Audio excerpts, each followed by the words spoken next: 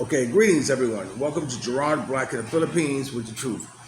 I want to thank all my viewers, those who watching me, following me, enjoying me, criticizing me. I need haters too. For whatever your reason is for stopping by and checking out my channel, I appreciate it. I hope you can find something of interest in it.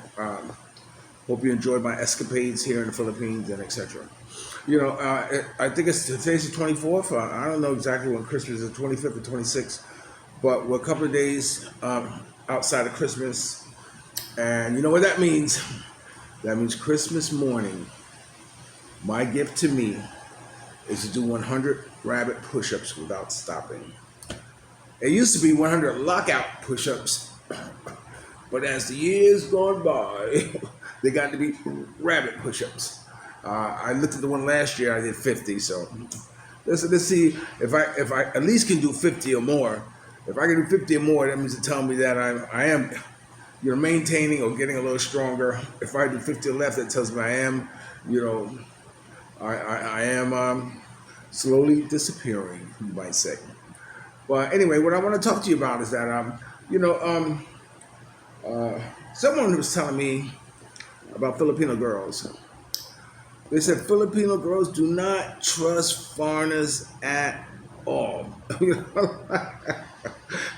Said this one girl said that the reason she don't trust foreigners because the first moment they meet them, they're trying to put their hand under their pants or trying to feel them or trying to grope them, something like this. And her comment was that they have a right, like they are entitled to our bodies. That there's no shame for them to just go on and just start groping Filipino girls, and I said, wow, now I know me, I know that, I play with Filipino girls. Play with Filipino girls, word games or gestures or something like that. But I would never go as far as disrespect them by violating them, by taking it upon myself that I am at liberty to be able to just grab them and feel them whenever I want to, And it's a pretty sad state of affairs when a Filipino girl tells you that she does not trust foreigners at all. And what that does is that it makes it harder for those of us who are trustworthy. It makes it hard on those like me, who I feel I can be trusted. I am trustworthy. I don't hide things. You go through my phone, do whatever it is you want to do. It's okay with me. But then, I say it over and over and over and over again. You cannot judge me or hold me at the same standards as your failed relationships in the past have been. That is so unfair. That is so unfair when I try so hard in my mind to keep my next relationship fresh. How do I do that? By not doing the same things where I did in my previous relationships in my new relationships. In other words, kind of mix it up a bit. But then for to be with a girl, not only Filipino, any girl, and them have so much disdain for you, because of their past relationship, it's unfair. It's unfair. It's very smothering. Even in my relationship now, I feel like I'm smothering. I'm being smothered.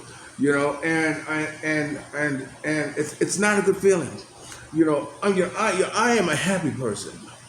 I wake up every morning, I jump out of bed, I click my heels twice in the sky and say, thank you, Jesus, for another day. And I walk around with a smile on my face. And then and to be with someone who sucks all that energy out of you, or that positive of you, it's not good. It's not good. But like I said, in relationships, we settle. We settle for what you have to offer, and I settle, and you have to settle for what I have to offer. It's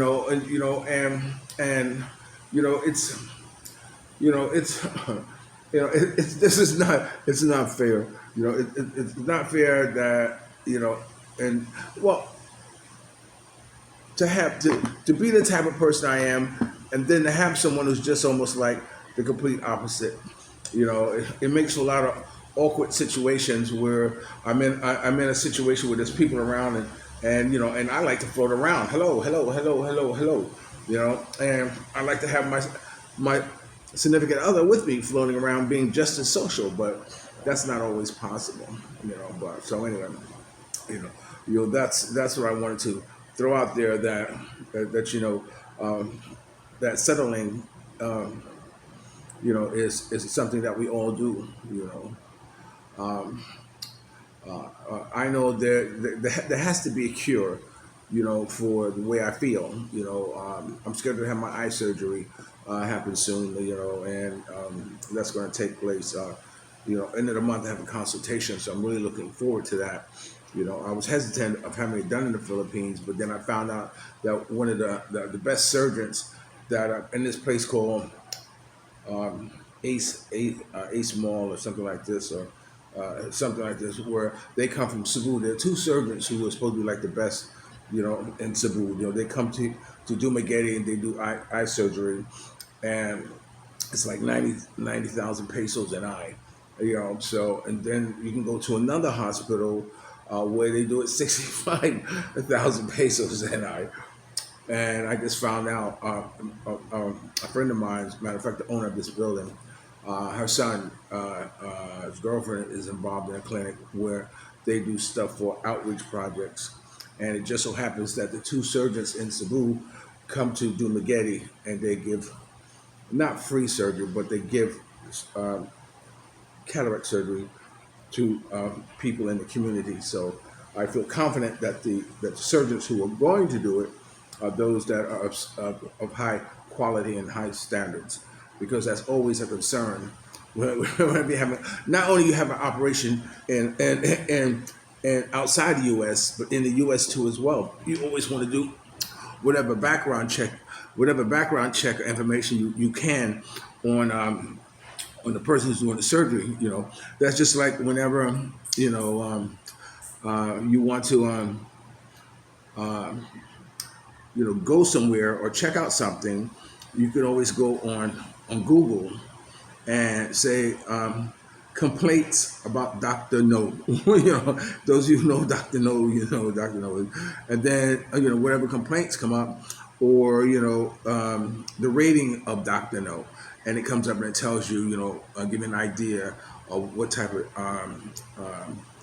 rating that doctor has gotten. So I'm looking forward to doing that too as well. I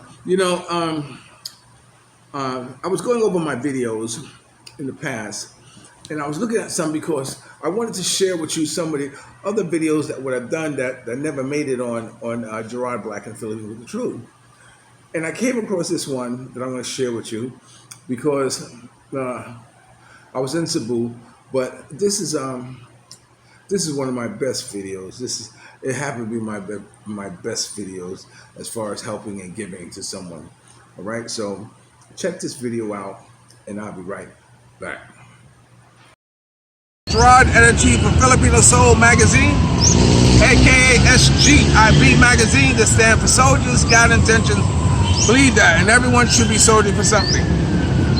A dream, a goal, an idea, a train of thought, something. And on a PPG's production, it stands for Photos by Gerard, the best in freelance publicity photography. Well, a few times, you've seen me mention about my street heart. This is my street heart. This is Jemima. Say hello, Jemima. Hi, my name is Jemima. Okay, how old are you, Jemima? 16, coming 17. Coming 17. You're starting school tomorrow, right? Yeah. Okay, and what are you doing out here today? I'm selling the towel. You're doing what? Selling the towel. You're doing what? Hustling.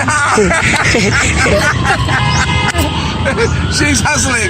There is a cultural difference, and I hesitate to teach Filipinos American slang. They're like, there's different way. Like, if you gotta go to the bathroom, you say you gotta take a or but I won't say that word because it's like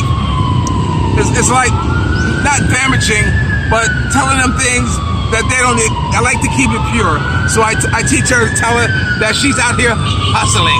So hustling is a safe word. Okay, so I met her mother, her father, her family. I went to meet her, and what are we doing here today? Hustling. No, what am I doing here with you? Because So what am I going to give you? Ako wala ng cellphone. you give me a cell phone. I give her a cell phone. You know, now we have an agreement. I told her if I wait for her and she gets 18 years old, what are we going to do? When you get then we gonna get married. So I said I'll wait for her. So because it costs so little to really, I'm gonna give this to Aunt Jemima. I said Aunt Jemima to Jemima for her to open up. Yeah, this is yours. So she's gonna open up and see her new phone. So just hold on and let's see. Missing A phone.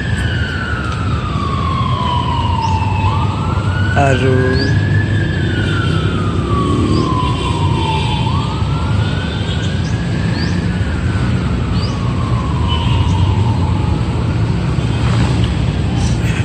You like it? Yes. Ang ahok ka. You like it? Yes. Oh, she doesn't seem precious. She says she like it. This is my old Obama phone. I thought I'd give her a little trick so you see your phone. But Jemima, here is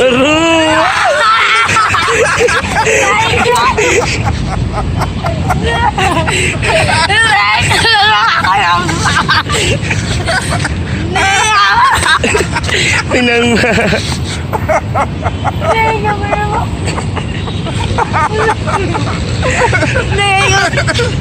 Look at him.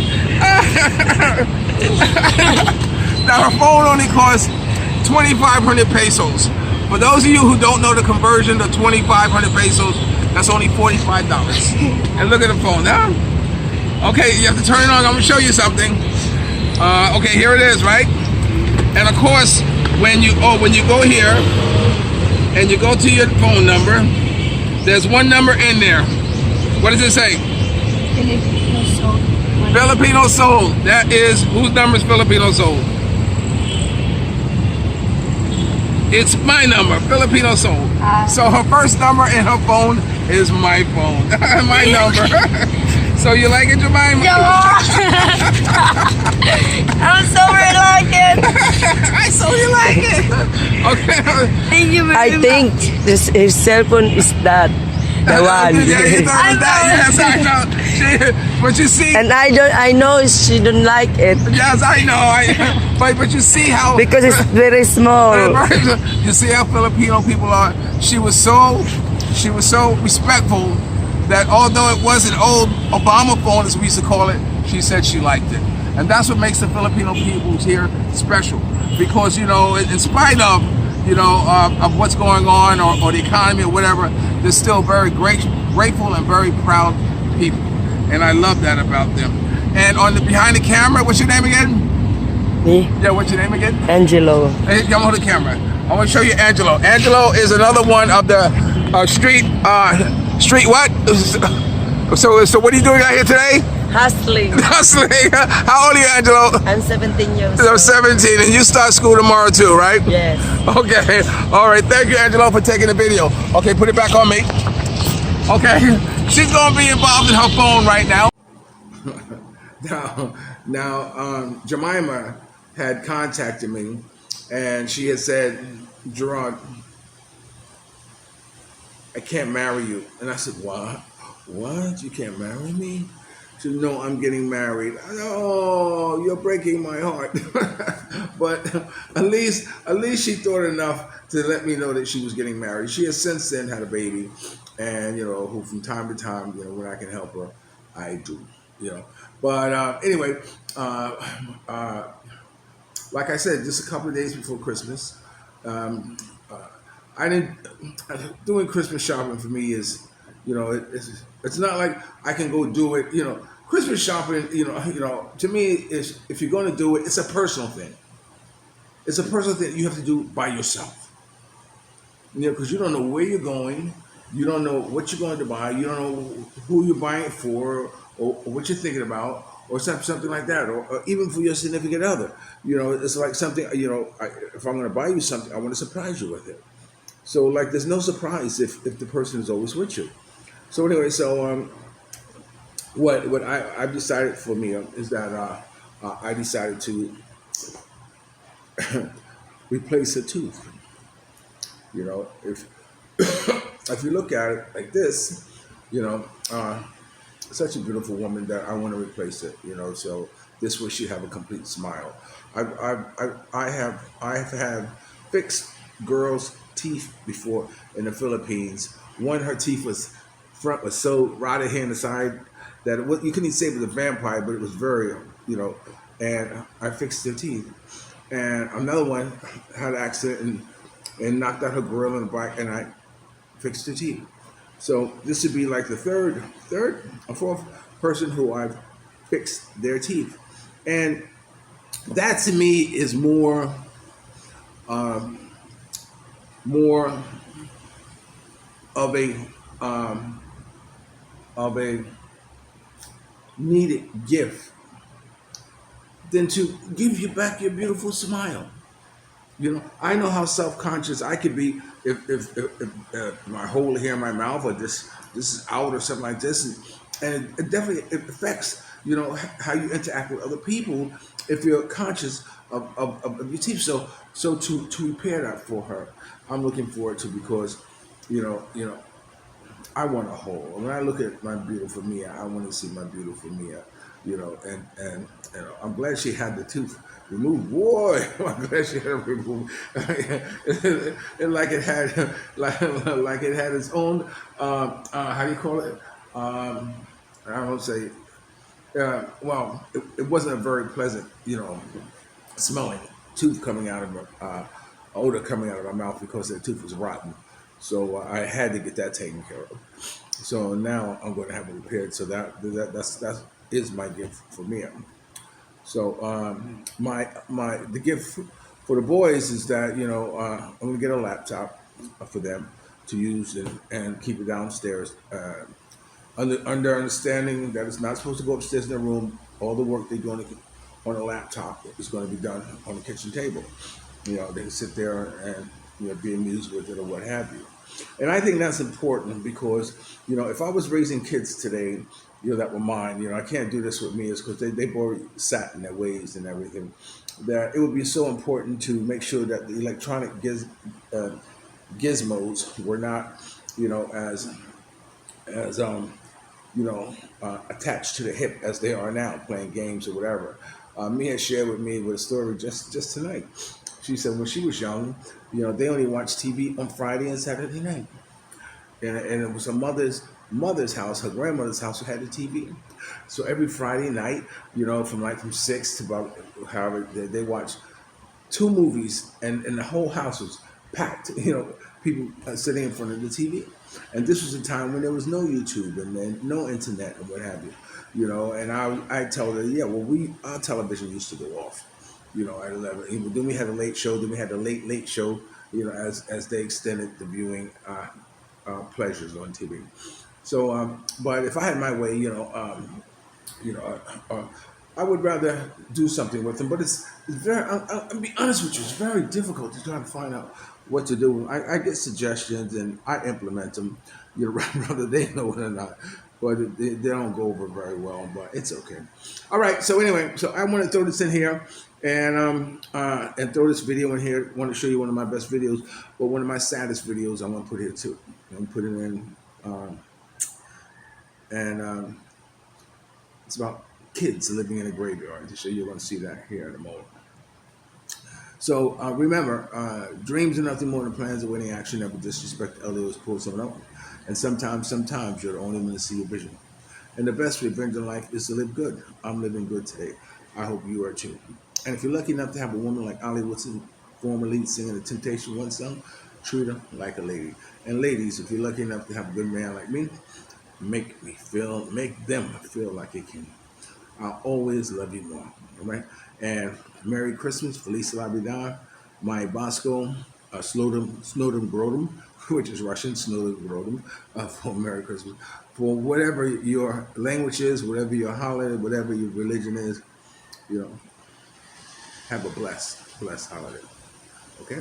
I'll always love you more. I'll talk to you later. Peace. Greetings, everyone. This is Gerard, editor-in-chief of Filipino Soul Magazine, AKS GIB Magazine. Stand for Soldiers Got Intentions, Bleed That, because everyone should be sorting for something. A dream, a goal, an idea, a trailer, or something. You know, I've been to a lot of places in my life, and seen things and done things, and even lived in a lot of different places in my life, including a storage unit in Las Vegas. After my stuff got stolen, I decided that I had enough, and I moved inside of a storage unit. But right now I'm in Cebu, Philippines, and I can't imagine living where these people are living at, and it's a graveyard. Among the broken mausoleums, you know, I didn't want to take pictures of the children, you know, grabbing for food and juices and things that I brought for them. You know, that's exploiting, and they've been exploited enough. But it's very painful to see children living inside graveyards, man. You know, I mean, sure, a lot of them probably can't grasp the gravity of where they're at now. But I'm sure as they get older, it'll probably be a time in their life that they'll never forget where they came from. And when asked them, do they have dreams? And they say, yeah, you know, their dream is to not live there anymore. You know, I just thank God, and you should too, for what you have. Even though you think of what you have is not enough, and you need more, or you can't get enough, or you're barely making it, or you have it hard to make ends meet, man. You know, I want you to think about these children. I want to think about these families living in graveyards. You know, I'm just happy and blessed again to have this moment. This is my second take of this video. Murphy's Law, what can go wrong will, and it didn't record. So I had to shoot it over again. But that's what this is about, my magazine being raw, and so it's raw. I want to thank Josie for helping me, for bringing me here. You know, she's one of the writers in the magazine, contributing writers. She's opened up a lot of doors and done a lot of things. And so I'm in this video right here and right now. They say, dreams are nothing more than plans awaiting action. You never disrespect the elder, always pull someone up. And sometimes you're the only one to see a vision. And the best revenge in life is to live good, and by all means, no matter what you have, what you don't have, what you want, what you need, what you don't need, and what you don't want, you know, live good. Live good. I got more yesterdays than I got tomorrows, and I'm trying to make each day count. And this is how I make it count. People ask why I do the things I do. You know, why I give so much I give? Because it makes a difference. You know, I'm never one to give the big organizations and foundations and all that shit like that, and then later on see a segment of 60 minutes of the fat cat stuff in their pockets. But I know when I can. There was a little girl who didn't have slippers on, and she was walking, and the sun was burning her feet, and she's trying to walk from shade to shade to keep from burning her feet. So buying her a pair of slippers made a difference, you know, and that's what I'm about today. I'm about making a difference. So that's why I do the things I do. To see that smile for that one moment, you know, to see that sigh of relief. Or there's a family who I helped, this girl, you know, their house burned down in 2016. It's a government house and it hasn't been rebuilt. Still burnt inside and everything. You know, no fans or anything. 9 people. And so what? You know, it didn't mean much to me to buy them a fan. And man, to see the joy in her face, I said, really? Really? For $20 it took to make that family happy, man. And hear somebody say to me, like this one girl said to me, because I noticed she didn't have anything, but she was looking different and walking different. And so she said, "You inspire me," and that's what I want to do. I want to inspire, not to do bad, but to do good. If you haven't said that, but like Ali Woodson, formerly singer of the Temptations, once sung, if you're lucky enough to have a woman, treat her like a lady. And remember, I always love you. I'll talk to you later. Peace. Okay, it's